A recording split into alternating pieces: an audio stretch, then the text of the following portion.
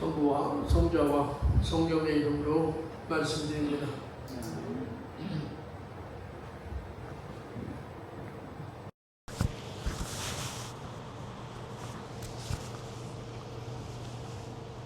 제가 사제 생활을 하면서 세례를 꽤 많이 줬는데, 세례 줄 때 세례명을 마르타라고 지어달라고 부탁하는 사람을 한 번도 못 봤어요. 그리고 제가 생각해 보니까 마르타라고 지어준 신명이 있었나? 별로 없었던 것 같습니다. 왜냐하면 신자분들이 마르타라는 신명을 싫어합니다. 옛날 어르신들은 괜찮은데 젊으신 분들은 마르타라는 신명을 별로 안 좋아해요. 그게 왜 그러냐면 그 이유가 바로 오늘 우리가 읽은 본문 말씀 때문일 겁니다. 오늘 본문을 보면 예수님 앞에서 말씀을 잘 듣는 마리아는 칭찬받고 일만 하는 마르타는 혼을 냈다고, 예수님이 혼을 냈다고 생각하기 때문입니다.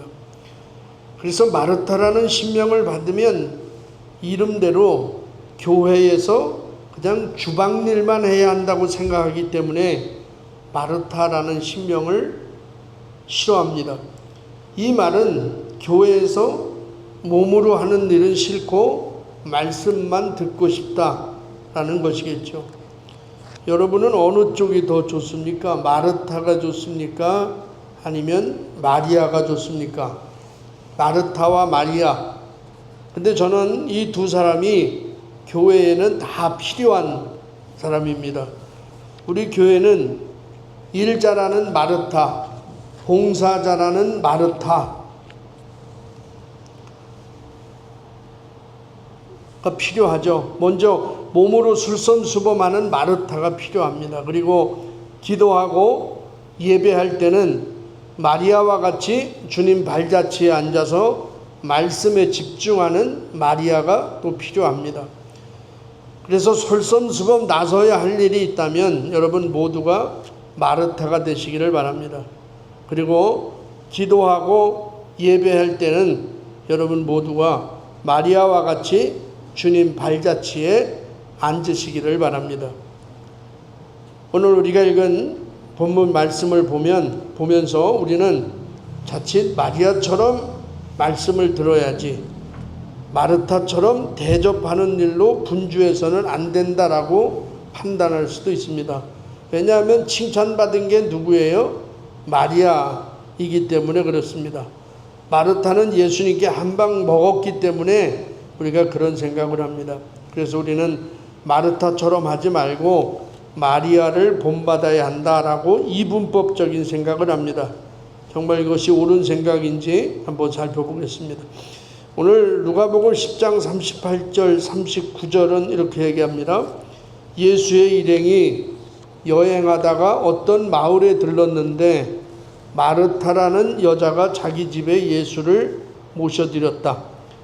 그에게는 마리아라는 동생이 있었는데 마리아는 주님의 발치에 앉아서 말씀을 듣고 있었다. 그러니까 예수님이 어떤 마을에 들렀습니다. 이 마을이 어디냐 하면 바로 베다니 마을입니다. 이곳은 죽었다가 살아난 나자로의 집이죠. 그죠? 나자로의 집입니다. 예수님이 이곳에 들른 시점이 언제냐면 전도 여행 후에 바로 이 베다니 지역을 방문하신 거예요. 그러니까 최소 몇 명이 이 마을을 방문한 거예요? 최소 13명이겠죠. 12제자와 예수님까지 최소 13명이 베다니 동네에 방문을 한 겁니다. 그런데 그것을 보고 마르타는 예수님의 일행을 집으로 모셔드려요. 그러니까 13명을 자기 집으로 모셔드려요. 여러분 이게 쉬운 게 아니죠. 그죠? 13명을 자기 집으로 모셔드린다는 것은 결코 쉬운 게 아니에요. 근데 여기서 자기 집으로 모셔드린다는 영적 의미는 자기 마음으로 모셔드린다는 의미와 비슷한 의미입니다. 그러니까 주부 입장에서는 이게 굉장히 당황스러운 일이에요. 제가 보니까 마르타는 손님의 먹을 것을 혼자 또 다 준비합니다. 13명에 먹을 것을 혼자 준비해요. 이걸 보니까 아마도 음식을 만드는 일에는 자신 있는 사람 같아요. 그죠? 왜냐면 음식에 자신이 없으면 이렇게 손님을 맞이할 수가 없잖아요. 이렇게 대체로 보면 음식을 맛있게 잘하는 사람들은요, 그냥 뚝딱 해요. 뚝딱 하면 그냥 한 상이 차려져. 수산나무는 그렇지. 옛날에 수산나무님네 신방 가서도 점심 대접 받고 이러면 그냥 뚝딱 하면 한 상이 나오잖아. 이게 음식 잘하는 사람들의 특징이에요.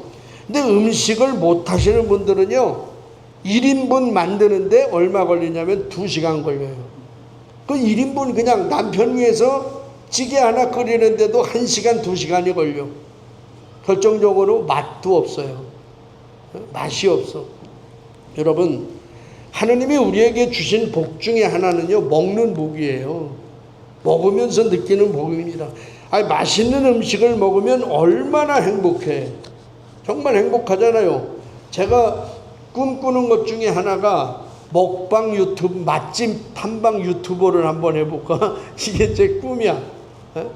난 전국에 있는 그 맛집을 다 탐방해보고 싶어. 근데 TV에 보면 돈 받고 그렇게 돌아다니는 사람들이 있잖아요. 얼마나 행복해.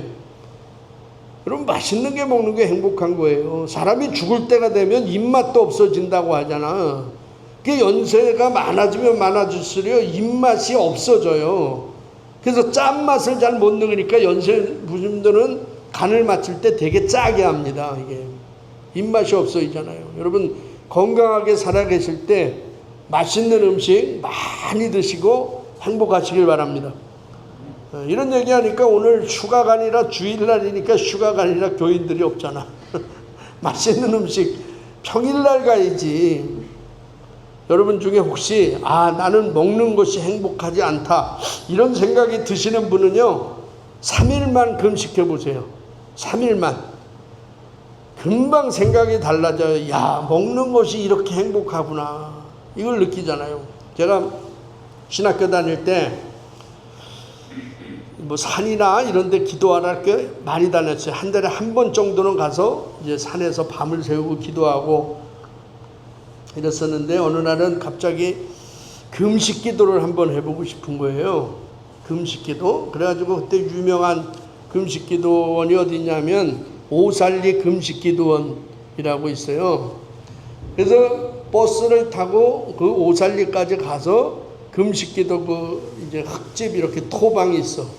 개인 기도실. 그 들어가서 하루를 금식을 했어요. 하루 종일 기도하면서 이제 하루를 금식을 했는데, 그 에너지가 다 빠진 거지. 그냥 말을 안 하고 있으면 괜찮은데 밤새 통성으로 기도하니까 이게 배에 에너지가 다 빠진 거예요. 그 다음날 아침이 됐는데요, 기도하려고 눈만 감으면 통닭 다리가 내 눈앞을 왔다 갔다 떠다녀. 통닭이. 도저히 기도를 할 수가 없는 거예요. 나는 그 통닭이 먹고 싶어가지고. 환상으로 예수님이 보여야 되는데 통닭이 보이는 거야. 야, 이거 도저히 기도 못하겠다. 그래서 3, 4일은 기도하고 내려가야 되는데 기도 못하겠다 해가지고 그 토굴에서 나와서 이 밑으로 내려오니까 식당에서 거기 금식교들이니까 신죽을 끓여서 팔아요. 신죽을. 근데 여러분, 신죽 끓이는 그 냄새가요, 기가 막힌 거야. 이게 신죽이 뭐 냄새가 나겠어. 근데 그 냄새가요, 제 코까지 날라오는데 몇백 미터 날라와서 제 코로 들어오는데 너무너무 맛있는 냄새가 나는 거예요. 그 유혹에 제가 이러면 안 됐다. 먹고 기도하자 해가지고 가서 신죽 한 그릇을 시켜서 먹는데 그렇게 맛있는 죽을 세상에 처음 먹어봤어요. 무슨 전복죽, 소고기죽 이런 건 말도 안 돼. 너무너무 맛있는 거예요. 그 다음부터는 제가 금식 기도를 한 번도 안 합니다. 나는 금식의 체질이 없구나. 이걸 알고 안 해요. 그렇습니다, 여러분. 우리가 좋아하는 사람들과 함께 먹는 밥은요, 곧 행복이에요. 그거 이상의 행복이 어디 있어요? 사랑하는 가족들과 함께 모여서 먹는 밥, 그 한 그릇 얼마나 행복입니까? 마르타는 지금 모든 사람들이 행복을 느낄 수 있도록 음식을 차려서 사람들을 먹입니다. 이것이 얼마나 훌륭한 신앙적 행위입니까? 13명의 손님이 내 집을 방문했는데 먹을 것은 안 주고 기도만 하고 성경만 보세요. 봐보세요. 야, 누가 저 사람 참 믿음 좋네 하고 칭찬하겠어요? 그러지 않잖아요. 자고로 손님을 잘 대접하는 사람이 복을 받습니다. 성경도 그런 얘기야. 손님을 잘 대접해야 돼요.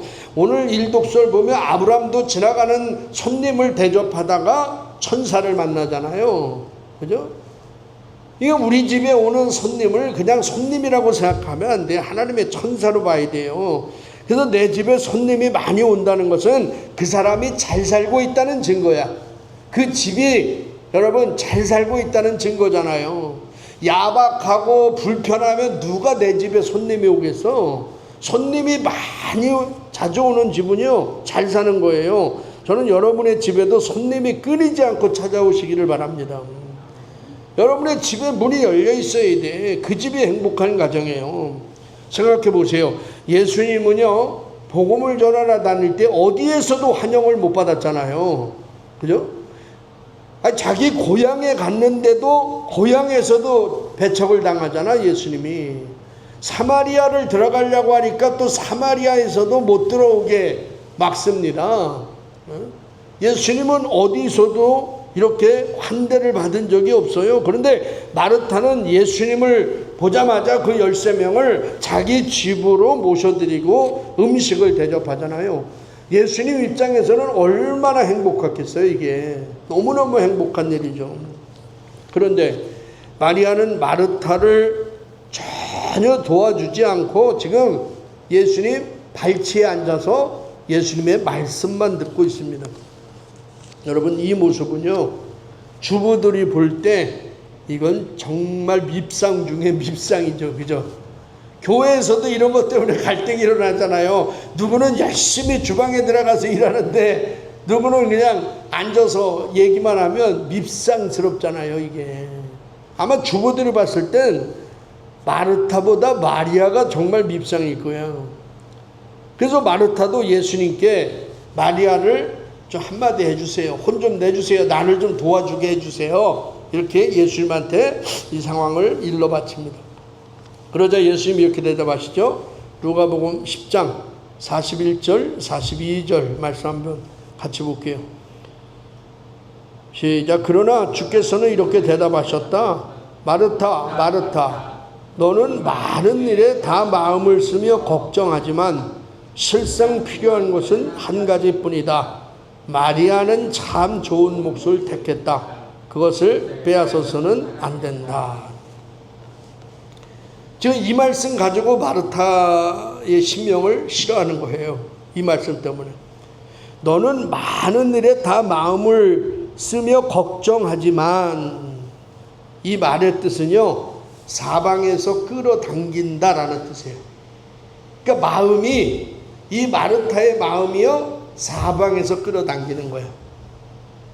그러니까 여러 가지 마음이 그 안에 있는 거예요. 그러니까 걱정이 들지. 예? 지난 맥주 감사할 때 있잖아요. 걱정이라는 건 두 마음을 품는 것이라 했잖아요. 두 마음이라 했잖아요. 서로 땡기는 거예요. 지금 마르타의 마음 상태를 표현하는 겁니다. 그러니까 지금 마르타의 마음이 주님을 향한 방향으로 마음이 모아지고 있지 않다는 거예요. 주님의 제자들을 대접하고 음식을 대접하지만 마음이 모아지지 않고 이게 사방으로 흐트러져 있어서 불만이 많다는 거예요. 지금 불만이. 주님을 위해서 일하는데 한 마음으로 집중된 마음으로 못한다는 거예요. 이게 문제라는 겁니다. 다시 말해서 예수님의 말씀은 마르타가 음식을 차리고 그런 일하는 것이 문제가 아니라 봉사하고 대접하는 것이 문제가 아니라 분주하게 집중하지 못하고 분산된 마음으로 일하는 것이 문제다 이 말씀이에요. 그러니까 예수님이 마르다가 음식을 차리고 봉사하는 것을 혼낸 게 아니야. 무슨 얘기인지 아세요? 봉사는 하는데 내 마음이 왜 이렇게 분주해? 왜 집중하지 못해? 한 마음으로 왜 이렇게 모아지지가 않아? 그러니까 네 마음이 걱정이 많잖아. 지금 이런 얘기입니다. 여러분, 우리는 한 가지 일만 해도요, 마음이 나뉘어질 수가 있고요, 많은 일을 해도 마음이 주님께 모아질 수가 있어요. 그러니까 중요한 것은 마르타가 주님을 위해 많은 일을 하는 것이 잘못된 것이 아니라 그녀의 마음이 주님을 향해서 모아지지 않고 나누어졌다는 것이 문제라는 것입니다. 오늘 우리는 이 본문을 갖고 말씀을 듣는 일이 중요하냐, 아니면 먼저 봉사하는 일이 중요하냐, 이 문제를 왈가불가할 일이 아니에요. 정말로 중요한 것은 주님을 위해서 우리가 봉사하고 헌신하는 우리의 마음 자세가 어떠한지 우리의 마음을 들여다볼 줄 알아야 된다는 거예요. 그러니까 여러분이 지금 주님을 위해서 헌신하는 일들이 주님을 향해 모아진 마음으로 하고 있느냐, 아니면 내 욕심이나 이기적인 생각 때문에 흐트러진 마음으로 하고 있느냐, 이것이 오늘의 본문이 우리에게 도전하는 내용입니다.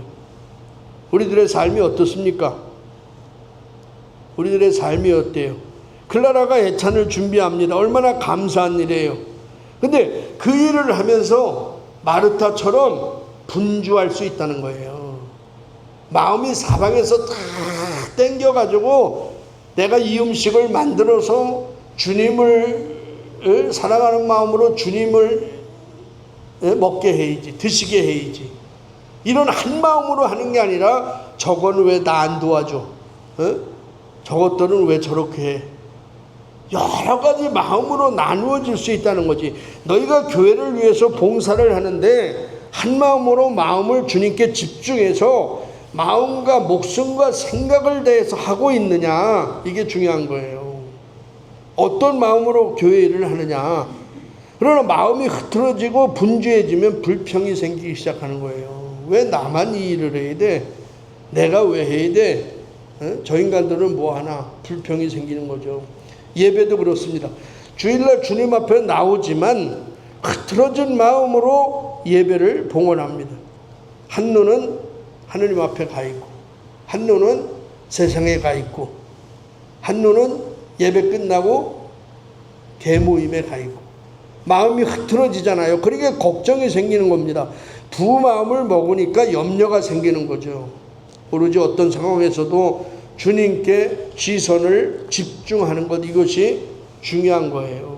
일을 하고 안 하고가 중요한 것이 아니라, 여러분이 어느 곳에서 무엇을 하든 주님께 한 마음으로 집중하시길 바랍니다.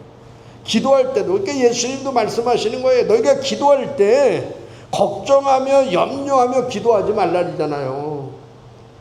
아니, 기도는 하면서 한편으로는 또 걱정해.